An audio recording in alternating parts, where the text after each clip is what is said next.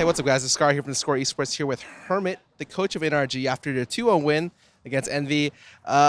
Currently, I feel like you guys are on maybe a little bit of a downward decline. How'd you guys really pick it up to get this 2-0 against a mid-tier team today?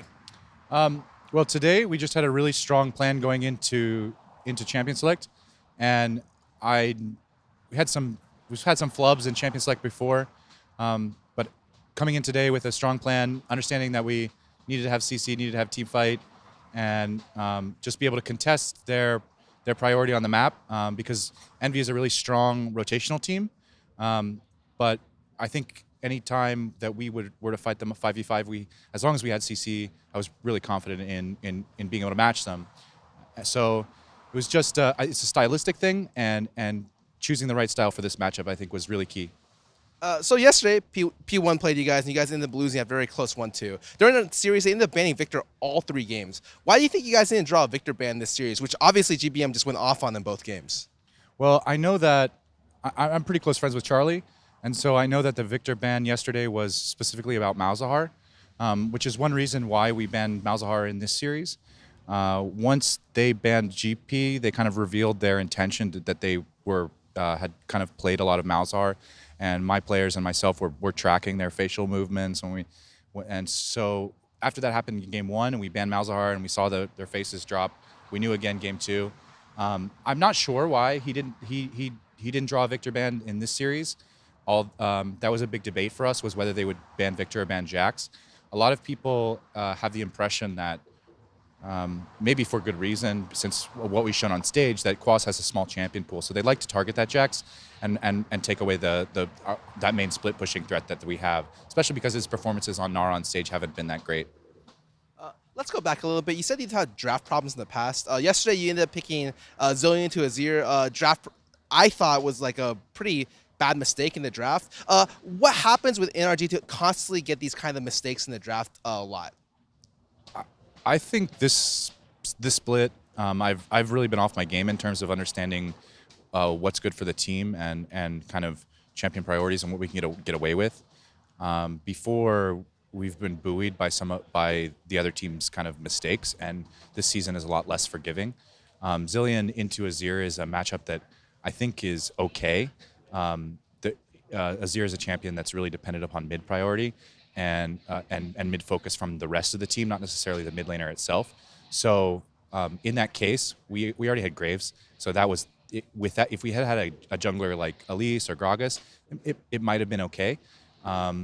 What's happening in Champ Select is just I think I place that personally on myself, and not taking enough of an initiative to learn myself what I need to be doing and being decisive about picks. A lot of our picks on stage have gone to the last 3 seconds, and I always view that as a failure for me. What are you kind of doing to try to rectify these mistakes? Because you did say it is essentially you just took all the blame right there for poor drafts. What are you doing outside the game or on stage to make sure that you're always on your game when it comes to the draft time? Well, the first thing that I do is I construct at 3 to 5 draft scenarios that I think are pretty valid. And that's based around scouting solo queue, scouting our past scrims against our opponent, and then, of course, LCS games. And so after I've constructed these draft scenarios, then you obviously have to put it into, when you get on stage, there's a lot of variables there. I think another big problem that is the way that I structured practice before, having a too strict idea of what I wanted to run in draft, which doesn't necessarily reflect what happens on stage, where you have all of these variables that are entering into the equation. So those 2 changes, I think, are helping me develop a better understanding. And like I said before, I just really feel off my game, and so I'm trying to gain that back by doing a lot of research, looking at my own players, looking at everybody else's players, and sometimes you just have to get the champion that works for your team, even if it isn't the strongest champion on the patch. So today's games, you guys ended up 2-0ing them. Was this kind of within expectations for you guys since NV was kind of falling down the ranks as well? Or did you guys come in today thinking it was going to be a really tough series? This was within expectations for us. We've been a very inconsistent team, both on stage and off stage, and that's partly a lot of that is due to the having to rectify the different viewpoints of the game between all of these players and unify their communication. For Quas, he's been out of the league. For Santorin, he just came up from Challenger League after being on TSM. So he has a lot of conceptions about how to play the game that aren't necessarily how we want to play the game. GBM, his English has improved so much, and he always wants to try and fill the void.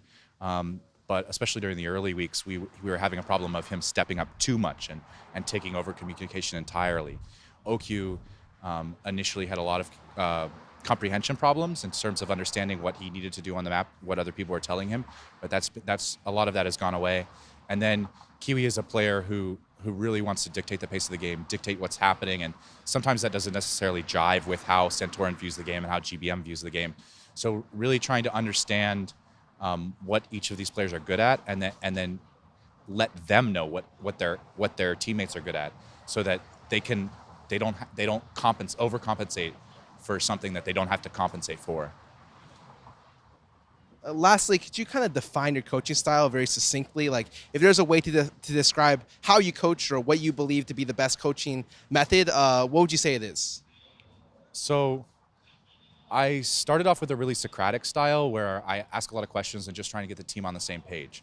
I think that's pretty much my mission statement, is be on the same page. There's really a quote that's bounced around a lot is, a bad plan is good if all 5 players follow it.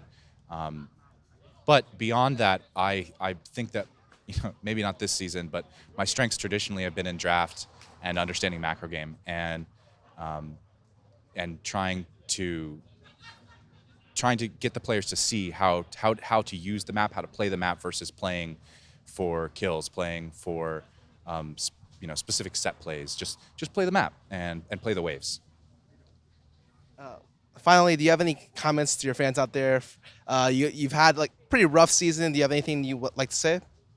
Well, just thanks to all our fans. Thanks to our sponsors. I love BioSteel. It's a great product, and I drink it every day.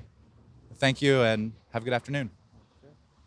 I'm the #1 BioSteel fan. Scarra here from theScore eSports. You can find more content online in our mobile app. Thank you guys. Hope you guys have a nice day.